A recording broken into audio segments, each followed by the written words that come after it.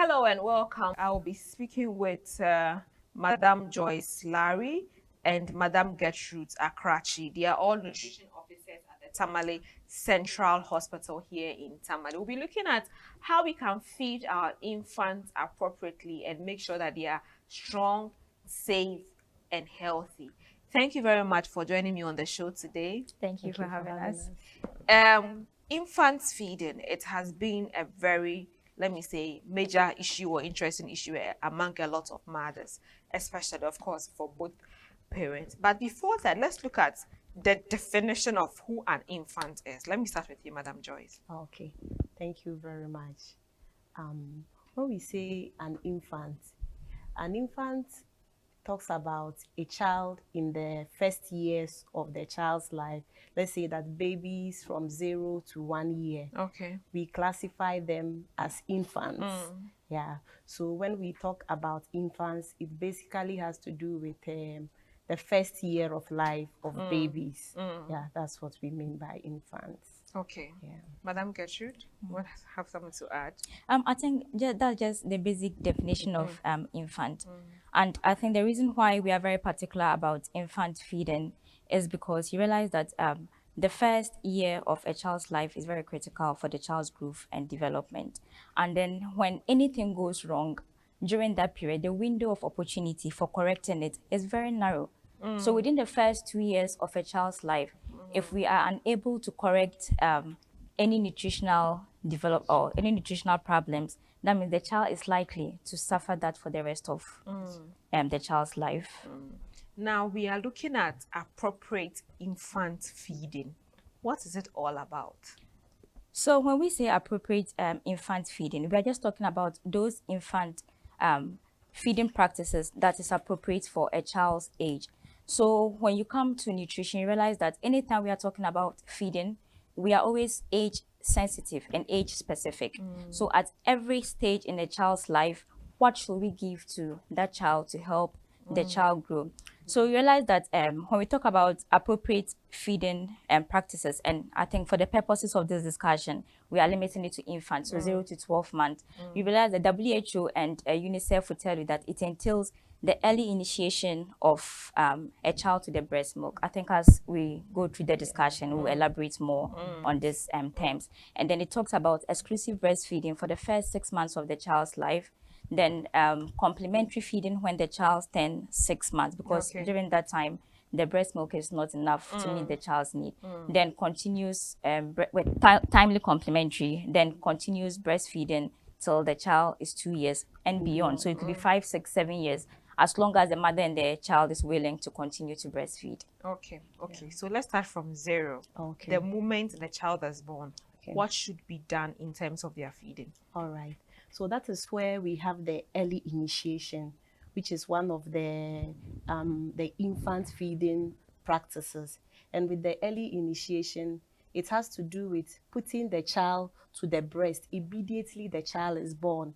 And this early initiation, it is recommended internationally that within 1 hour after birth, the baby should be put to the breast of the mother. But in Ghana, we have changed it to 30 minutes, in our it is in our nature to forget things. Yeah. So maybe when you say 1 hour, it ends up and they don't do it at all. So for Ghana, we go by 30 minutes. You put the baby to the breast, and this early initiation, it helps the baby to get the first breast milk from the mother, which is the colostrum. That's the yellow breast milk that comes. The one they said is dirty. Yes, it's actually the one of the very best let me say that food that the baby needs right after delivery, because it serves as a first immunization for the baby. Okay. It protects the baby against diseases and other things. It also helps the mother such that it helps, like it releases that it helps to release that, how do you call it, hormone called oxytocin. Okay. So that it helps in the contraction of the uterus of the mother, such that the uterus will be able to go back to its pre-pregnancy state. And it also helps so that the mother doesn't overbleed. And if we are talking about the importance of the breast milk to the baby, that's the early initiation. It will help the baby to be able to expel the how do we call it? Meconium. Meconium. That is those black stools. Normally, babies come with some deposits of foods they had already taken Okay. from their mother's womb, and it's there. And if the baby is able to get that first breast milk, which is the colostrum, they'll be able to bring out the meconium. That is why we encourage the early initiation, because it is very good, and it also helps to create the bond between the mother and the baby. Okay. So that is one of the first stages of the infant feeding practices, which is Okay. the early initiation. Okay. So after that first breast milk has been given, what next? Continue to breastfeed. Okay. So after the first, the initial breast milk has been given, I think the problem we have with exclusive breastfeeding is that mothers and caregivers think that the first milk she's talking about is not much, it's small. So sometimes you're tempted to feel like the breast that has come is not enough to meet the child's need. But then you realize that the stomach of a newborn baby is about the size of 1 to 2 teaspoons. Really? Very small, exactly. So you realize that the breast milk that is coming at birth is enough just for the child. So if you're under the impression that, oh, this is not enough, and my newborn, you know, mothers and their newborn babies are just so protective and so concerned. So if you feel like, oh, the milk is not enough for my baby, you are tempted to introduce certain things to the baby, thinking they are trying to satisfy the baby, but rather you are harming the baby. So after we've introduced the first breast milk, we continue to encourage the mothers to continue to give only breast milk for the next 6 months of the child's life. So no water, no nothing, no any form of I always food. think, why not at least water? Because imagine you eating without taking water. So why is water not encouraged but just breast? Is it because the breast milk is liquid or what? Just take us through why we are not encouraged to give water. Okay, I think the reason is that the breast milk contains water and enough nutrients to meet all the nutritional requirements of the child for the first 6 months. From 0 to 6 months, the breast milk provides 100% of the child's nutrients requirements and energy. The breast milk is in 2 parts. We have the fore milk and the hind milk. The fore milk is what contains water.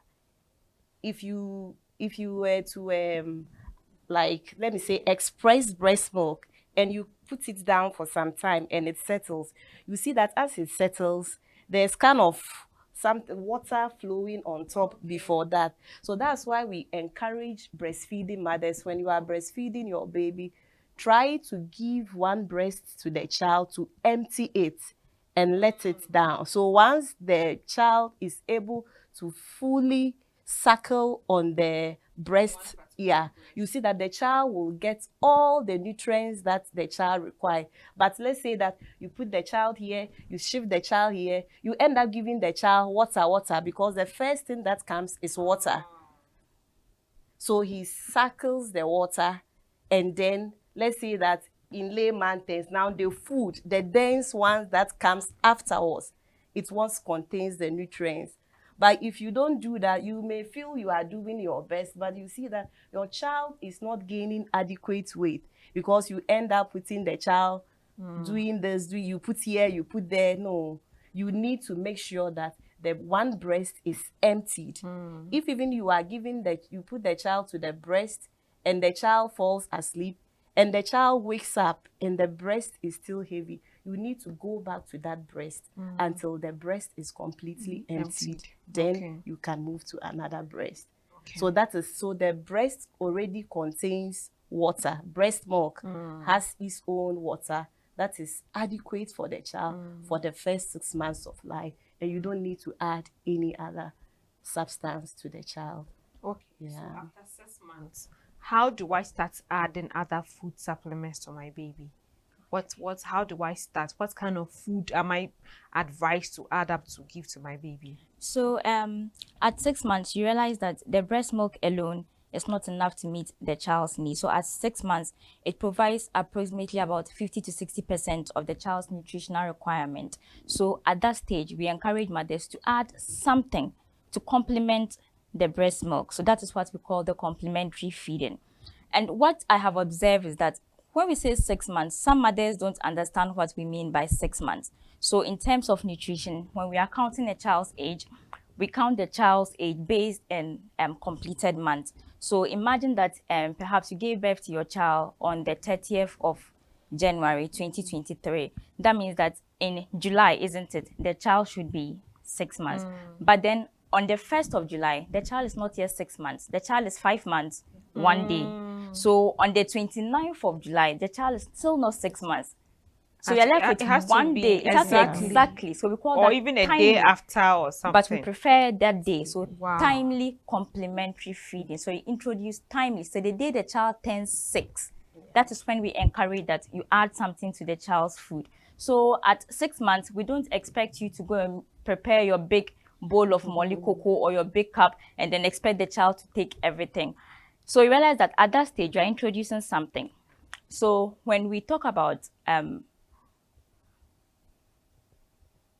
okay, we'll continue with the other ages. So we're just dealing with 6 months. Okay. So at 6 months, you realize that the child's stomach increases to about, from the 2 to 3 teaspoons, it's now increasing to about 2 to 3 tablespoons. That's the size of the stomach. So when you start with the complementary feeding, you are supposed to introduce the child to food. So taste.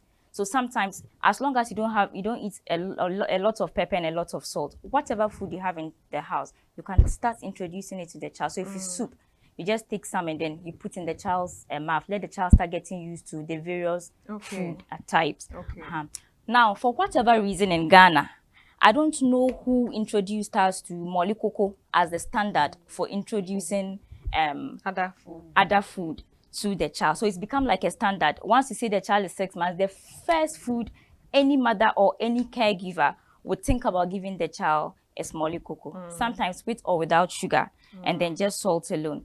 Now, the misconception is that the molly cocoa is enough for the child. But at any given time at a child's age, whatever you're introducing to the child, you have to make sure that that food is nutritionally dense. Now, at 6 months, you are introducing food. So the quantity the child can take is 2 to 3 tablespoons, about 2 to 3 times a day.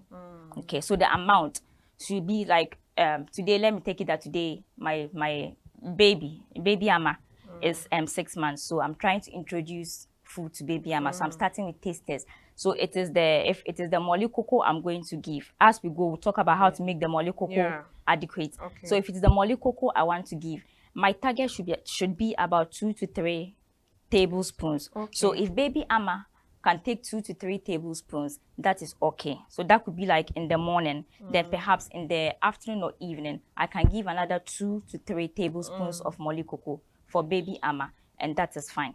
So twice a day, you give about 2 to 3 tablespoons of cocoa or whatever to the child. Now, when we are giving the food, we have to make sure that the child breastfeed before we give any other thing. So still at that stage, the breast milk is still very important to the child. It's just that it can't meet the child's nutritional need. So we are adding something. So the breast milk still becomes first. So you give the breast first, and then you give the other food you are giving to complement the child's feeding. Now we have to make sure that every food we give to any child is balanced. So before we had the 6 food groups, isn't it? And we had the balanced diet. But right now we have something called the 4-star diet. And it makes it easier for our mothers to understand what we mean by preparing a balanced meal for a child at 6. So you realize that the food has been categorized into different groups. So 4. So each group is a star. So the first star is the staples. So normally made up of carbohydrate food. So all our cereals and our grains will fall under 1 star. Then the other star will be plant protein. So the legumes and then the pulses. That's the beans, the granules, the bambaram beans, the soya beans. All those ones will fall under that one. That makes it another star. Then the 3rd star will be the animal sources of protein. So that's from the meat, from the eggs, from the fish, cheese, the wagashi. everything falls under the animal source. Then the other one is the fruit and vegetable. Okay. But because we are in a vitamin A endemic region, we recommend that anytime you are giving any type of food and vegetable to your children, it has to be vitamin A rich. So all those food that appear orange, so the pawpaw, the banana, the pawpaw, the mangoes, all those carrots, all those fruits and vegetables, orange flesh, sweet potato, the orange one, those ones. So then plus all the green leafy vegetables, so the ayoyo, the bra, the kontomire, the alefu, all those ones should be given to the child. Now at 6 months old, I want her to continue from somewhere, so I'll just end with at 6 months old, you realize that the child has no teeth. The child has just started eating food. So the texture of the food you give to the child will be different from a child that has grown. So at that stage, you say that the food should be like thick pap, so porridge. So what our mothers do that sometimes when they prepare their cocoa, they just pour it into the cup in the child's mouth like that. That is not it's too liquid. It's too liquid for the child food. Like we said, it's just the child's stomach is just 3 tablespoons. So anything that goes to occupy that space should be rich enough. So one time we start feeding the child at 6, we recommend that the food should be thick. So when I prepare my cocoa and then I pour, it shouldn't pour like water. It should take time before it drops. So that's the texture we are looking for. And it doesn't have to be any cocoa. It doesn't have to be only cocoa. It could be any pureed food. So it could be pureed vegetables, pureed, I don't know, fruits, banana. So you can puree the banana, whatever, even yam. You can do potom. As long as it has that consistency, the child can be able to eat at 6 months. So now you introduce that assessment. How long should the child eat these things? And when they start developing teeth or something before 1 year, so 6 months to 1 year, how should the feeding be like as well? Okay. So just as Gertrude said, in feeding the child, you need to consider the age of the child. That is the first thing that should come into mind, because you are not dealing with an adult. For an adult, you can just pick rice and start eating. You look at the age of the child. So if you know that this food I'm preparing is meant for my infant, that's to say 6 months to 12-year-old child, then you should know that it should be devoid of spices. You don't put so much spices, pepper, and all those things inside, then you expect the child to be able to eat it. He or she wouldn't be able to eat it. Secondly, you have to look at, let me say that the frequency. How often should you feed the child? Like from 6 to 9 months, you need to feed the child like 2 to 3 times a day. And then you should add snacks. And in talking about snacks, we don't mean getting calipo or something for the child. They should be natural fruit that you do, like Gertrude mentioned. When you are doing that, at least you get the banana, you kind of you blend it, and that's where you consider how much of it you should give to the child. And we talk about the texture. A child doesn't have teeth. A 6 months old has no teeth. Then you boil yam for the child. How do you expect the child to eat the yam? So that's where age comes in. So you have to look at the texture of the child. Even you have mothers say that my child doesn't eat the TZ. When I cut the TZ for the child brings it out. The baby at that time is not yet used to swallowing. So you can even mash the TZ in the soup and fetch it for the child, so that the child gets the nutrients that comes from the soup and from the TZ as well. But if you just feel like you can just cut and put for the child to swallow, they wouldn't be able to do that. That's why we say that introduction, like it is something that is new and something that you are, per the name, introduction. It should be a gradual process. And that is where responsive feeding comes in. And when we talk about responsive feeding, it has to do with understanding the signals of your child and the cues of your child, such that you know that when my child reacts this way, it means the child wants this. At that time, they are not able to communicate verbally, but there are certain things that they do that should make you understand that this is what the child wants. With responsive feeding, you need a lot of patience as a mother. You need to sing to the child. You need to make the eating time very, very lovely. So it's not easy to just say, come and sit down and eat. Sometimes you need to chase the child around. Oh, take this, then you pass here, you pass here. But because you know that you want the child to have the adequate nutrients, like we said, from 6 months onwards, the child only gets 60% of the nutrients from the breast milk. So the breast milk alone is not enough. So we get most of our malnutrition cases setting up from 6 months and above.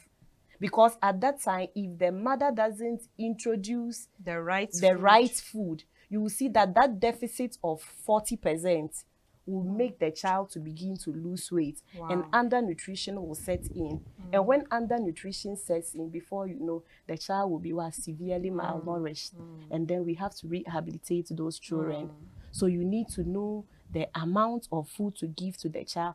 Oh, hey, today you are 6 months, then you get a big bowl, you fill the bowl up, you say today you must finish this food. It doesn't happen that way.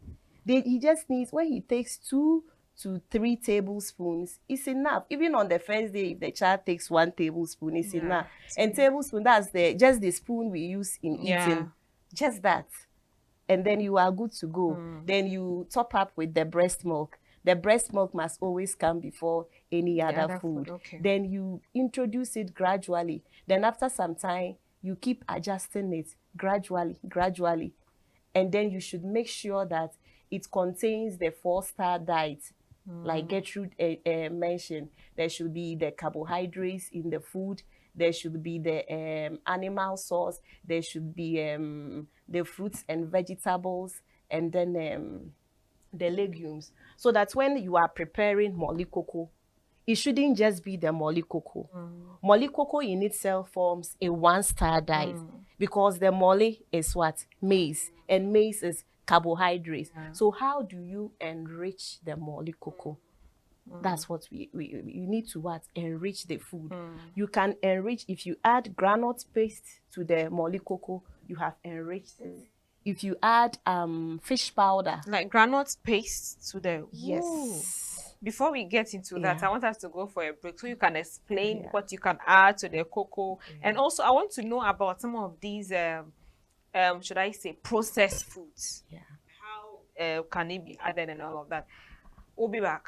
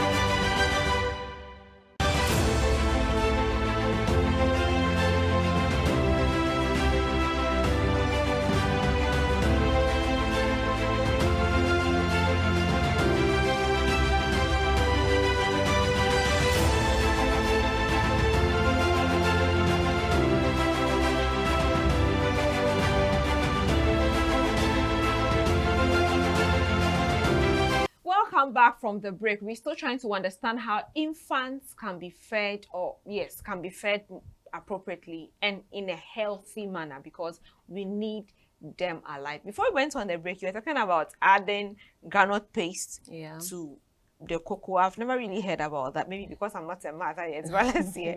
How can that be done? Okay. So, if you have to do that, let's say that maybe before you prepare the porridge, the molly cocoa or something, you can just take a little of the granite paste. You mix it with the porridge whilst it's on fire so that it boils a little.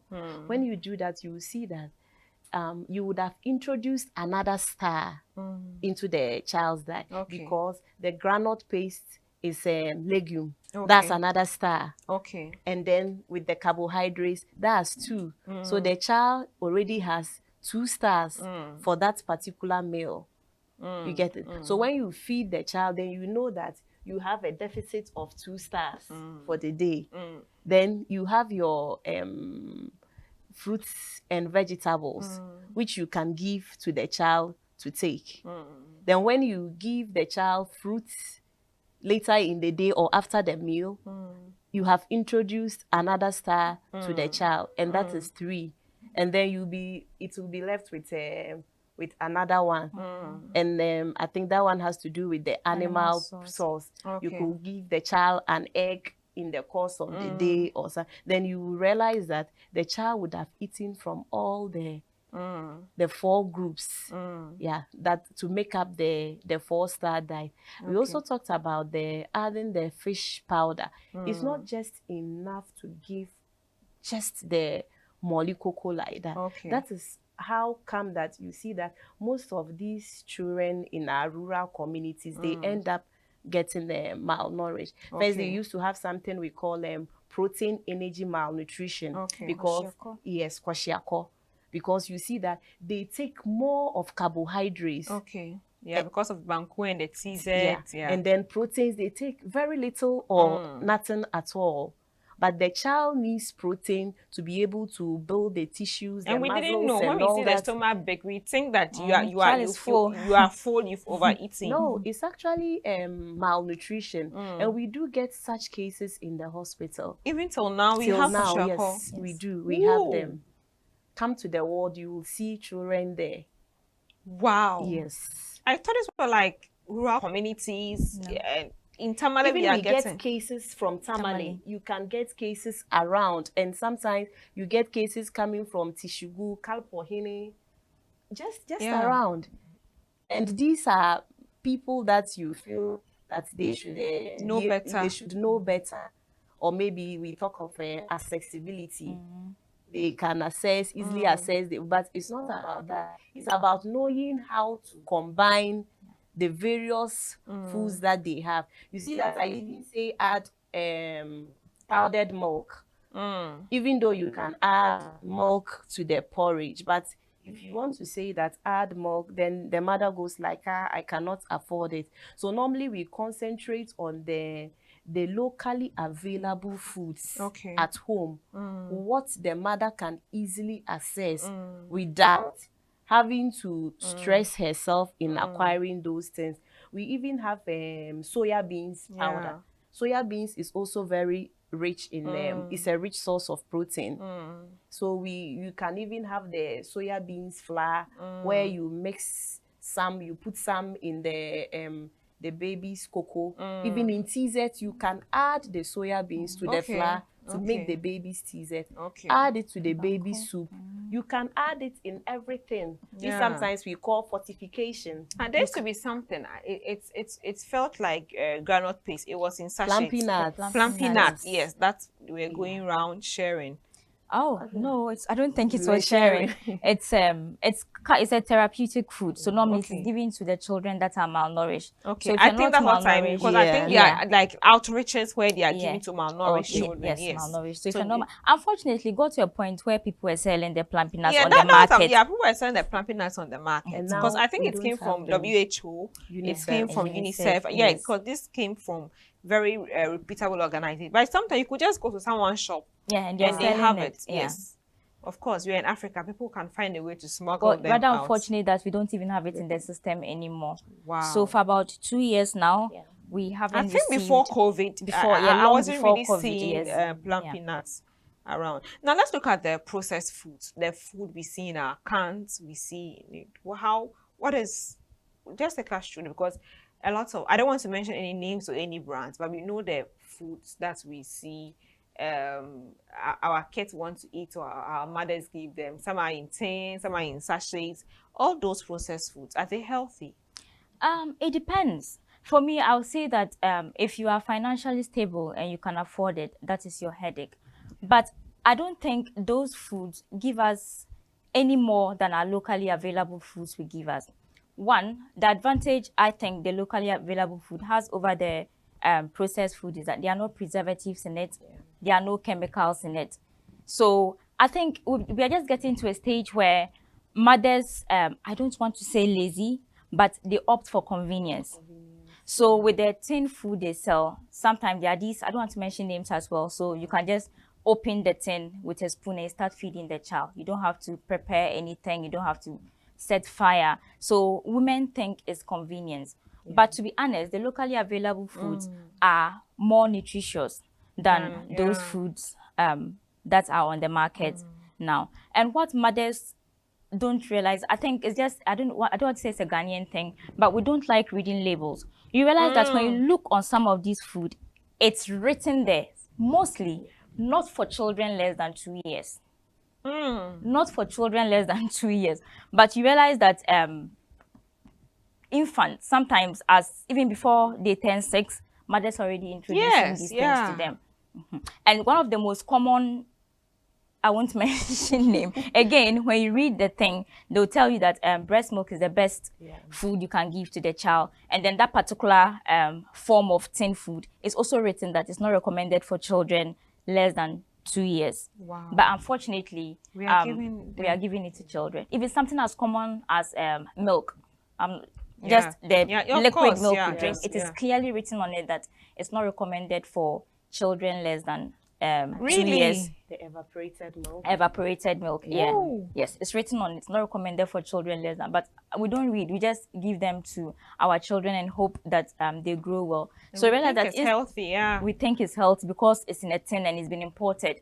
So I think we just acquire taste for foreign things, and instead of using our healthy, locally available food, we tend to opt for these tin food, which are very expensive. It's not cheap on the market.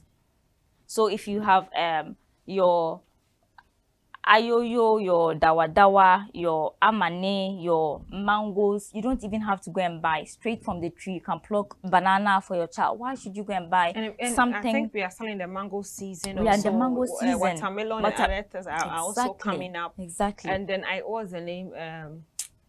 That thing like yam. What's the name of that thing? Potatoes. Yes.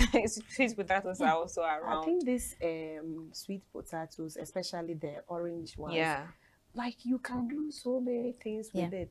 They've even taught women how to even make tubani with it, stir teasers with it, because of its it contains high levels of vitamin A, and vitamin A is good for the eyesight of children.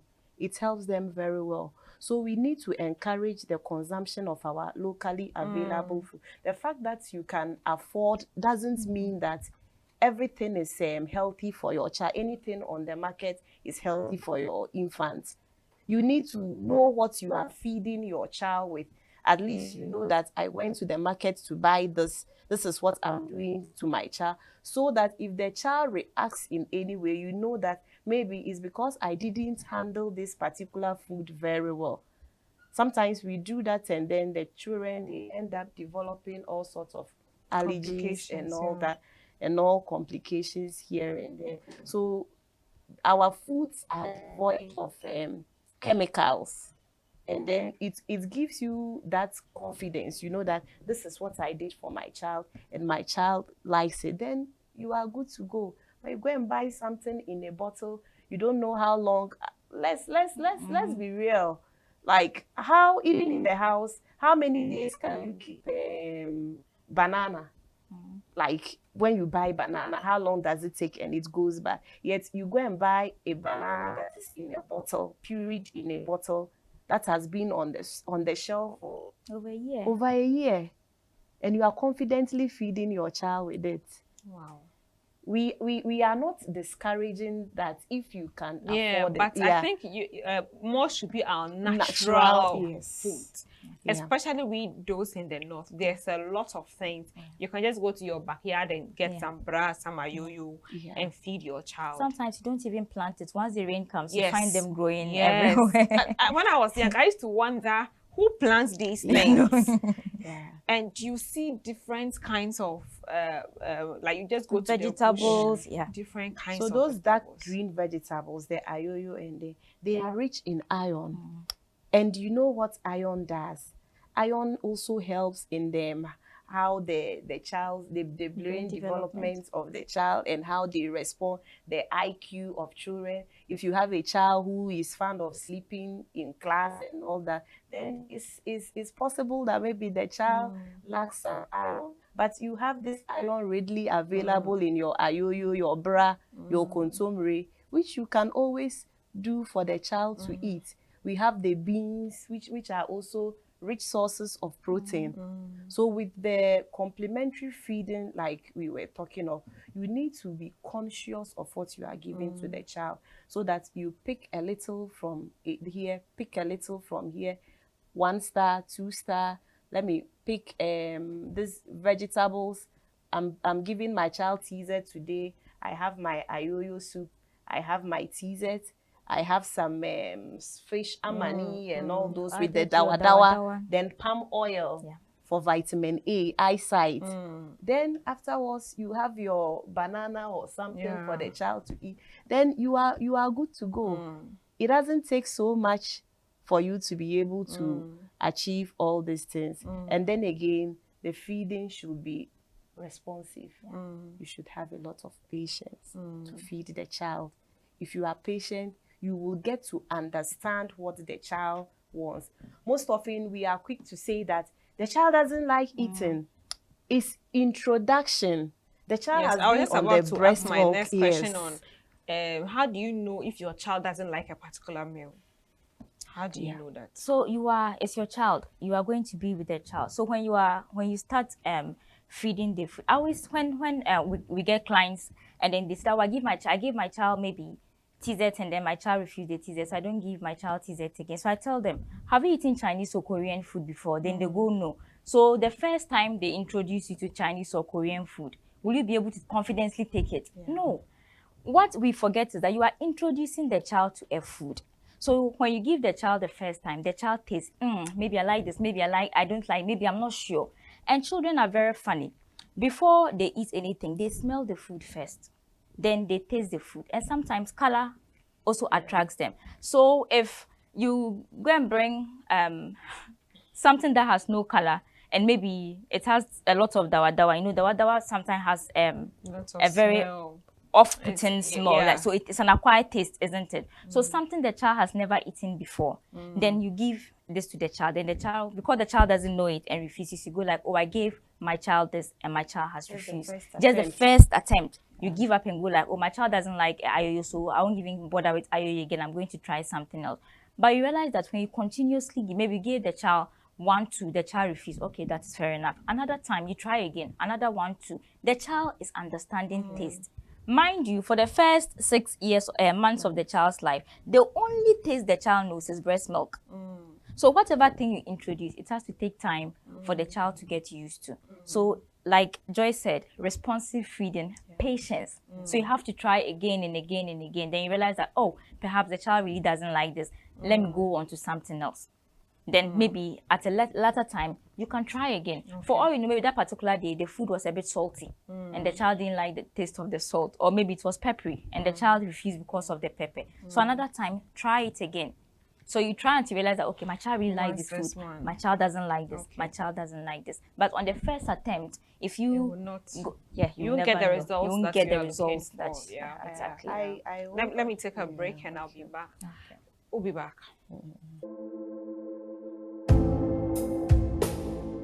My name is Sule Barika. I'm from Yawako community. We came here for the Lead Decide program in collaboration with the Plan Ghana. As we came here, we learned a lot. We learned about self-determination. My name is Mahma Dorita. I come from Guabelga. I came here for the Lead Decide program. And when I came here, I learned a lot of things. Things like I learned how to defend myself, know my weakness and strength. And I really appreciate and say thank you to Mata Inspire Foundation. My name is Faisal Faiza. I'm from Gbanu community. We came here to learn about self-determination and self-weakness. And due to that, we learn about our strengths and weakness points, what we know, what we like, and what we dislike in order to help other people. So thank you, Mata Inspires Foundation.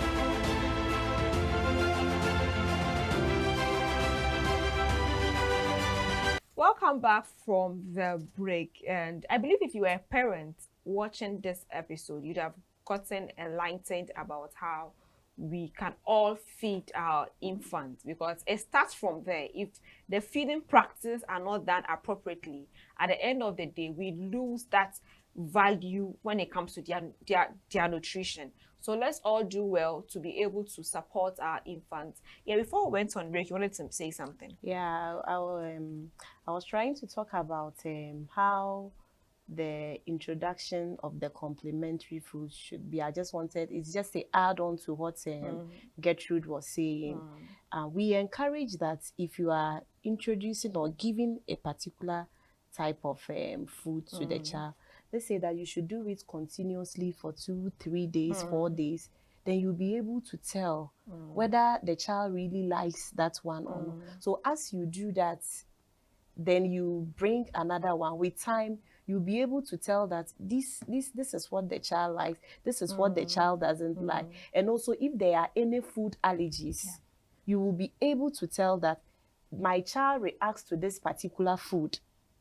But if you mix everything together, in the morning you give this, you give that, like you give cocoa, maize, you give maize porridge. In the afternoon you give millet. In the evening you give something else, wheat. You will see that when the child is reacting to any of those food, you wouldn't be able to figure out. But if you go by like one single grain or one cereal for some time, you will be able to know if there are any allergies, and whichever the child reacts to, you'll be able to either modify it or eliminate it completely from the child's diet. Yeah. Now, okay, go ahead. There's one thing I think we are forgetting here. So hygiene is very essential in infant feeding. And you realize that right from the food preparation, the mother has to be very conscious of hygiene. So the proper hand washing practices, that's with soap and water and the running water, and even for the child. You realize that diarrhea diseases is one of the diseases that kill a lot of infants. Diarrhea diseases kill a lot of infants. So, and what we realize that most mothers come and then when you ask them why the children are running diarrhea, they tell you perhaps the food they ate or maybe the child is teething. But then when children are teething, the gum itches and it's painful. So most often, their hand is in their mouth. So if the mother is not very conscious of good hygiene practices, doesn't wash the child's hand frequently, you realize that the child, they are trying to crawl, they are touching things, all the dirt on the floor, they are gathering germs in their hands. Then the gum begins to itch because of the teething. Then their hands are always in their mouth. So they are introducing infection, which will cause diarrhea. And if not managed properly, you can easily lose your infant. So I'll just and after I just realized that we are talking about all this, the frequency, the amount, and we are forgetting one of the very important elements of infant feeding, which is good hygiene practices. Okay, we've said a lot. Okay, go ahead. So that's to say that when you introduce, you start with complementary feeding, then you should offer the child clean water to drink.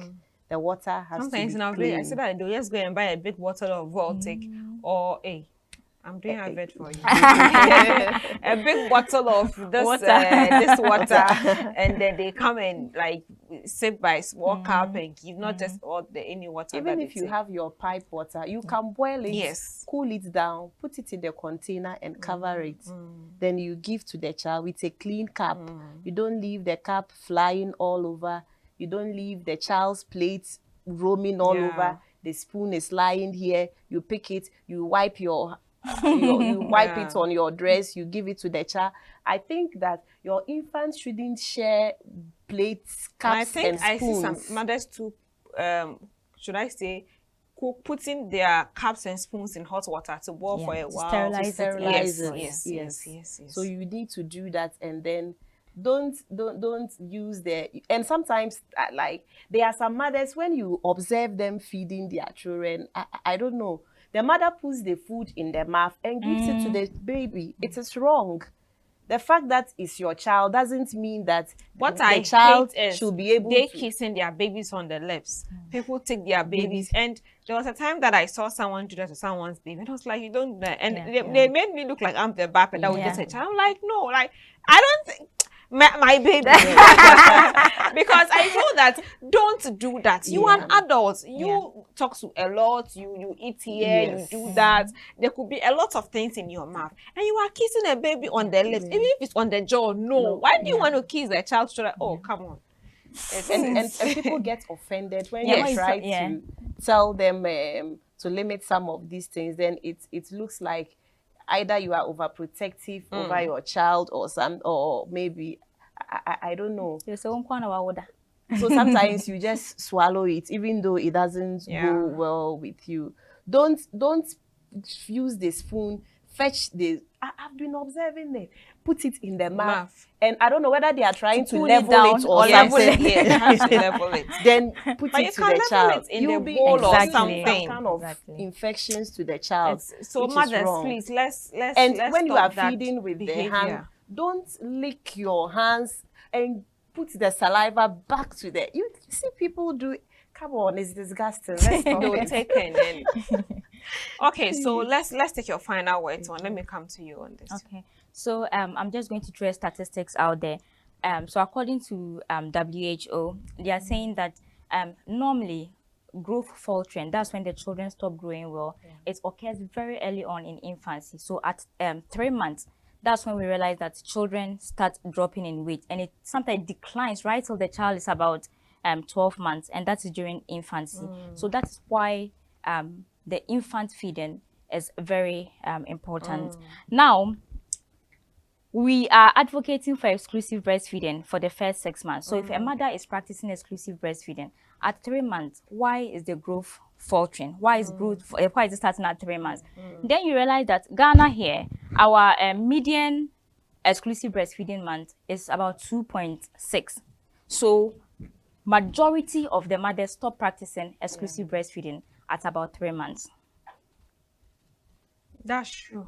So perhaps, so sometimes I feel for mothers that are working, but then I really thought 1 hour was more than enough for us to talk about it. But I'm not realizing that there's so much. Exactly. To look at all of these things. So you realize that during that time, in order to be able to help the children grow well and attain optimum growth, infant feeding is very, very imperative. Okay.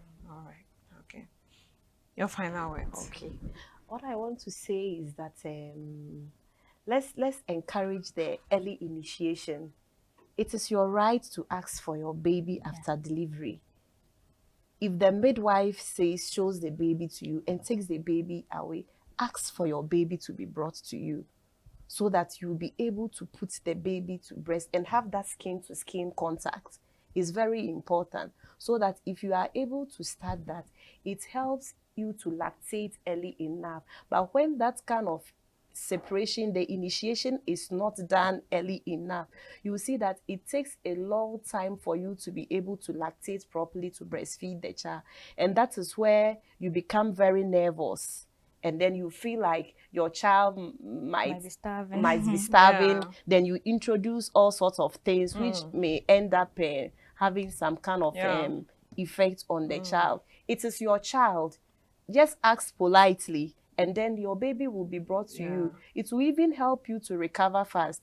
And like I said earlier, it will help your uterus to contract very fast, and then you will be healthy and you will recover. Also, you should, what am I saying? There's so much to learn about. I think we need to have just throw something out. I know you do a lot of advocacy work.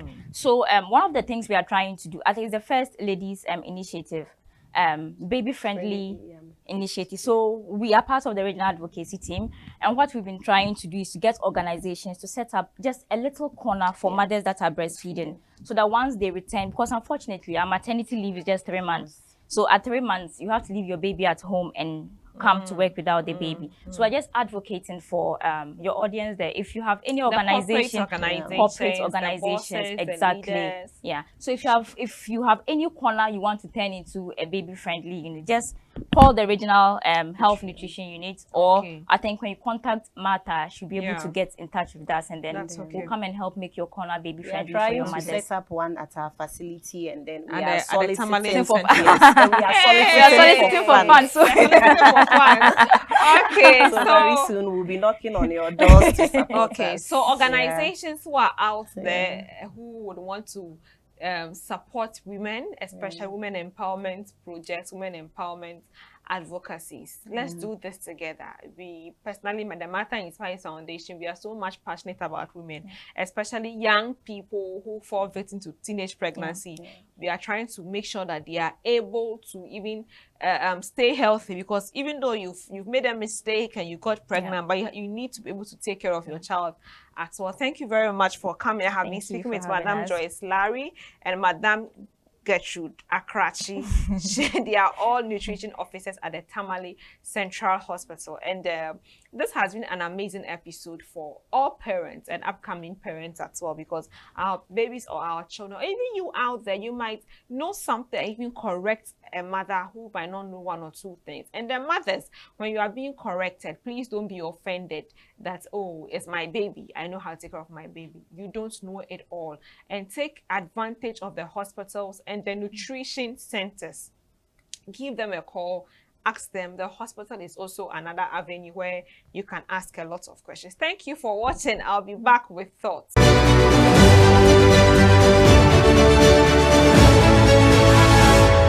Hello and welcome to Thoughts from Martha Inspires. Today I want to have a conversation with mothers, parents of course, but let me just talk to the mothers out there, especially young women, young mothers. We are busy, we understand. We have a career, I understand. But I think we prepared to have a baby, right? We make time to pray to God to have a baby. And we thank God that we have that baby. But why are we not making time to feed that baby rightly? Because at the end of the day, if you don't feed your baby right, you'll be going back and forth from the hospital. And that is still going to take a lot of time from you from work. So please, make some time for your child, especially before 6 months or before 1 year. Fathers, you can also support this agenda, because the baby is not just for the mothers. Both of you bore the child. So make time to take care of the child as well. Finally, to our CEOs, to our HR departments, to our big organizations, other places have adolescent health corners. Can we have mothers corners, or how do I say it, or just a corner for mothers, or just a corner where mothers can just go and have time, privacy to breastfeed? There are times you go into an office and the woman has to even breastfeed the child in her office, in the chair. And in an office where there are 2 or 3 people that are using the same office, she doesn't have any form of privacy. So please, let's support the growth of our children in whatever way that we can. In that regard, we'll be raising very healthy children into the next generation. Thank you for watching. I am Martha Inspires. Do have a good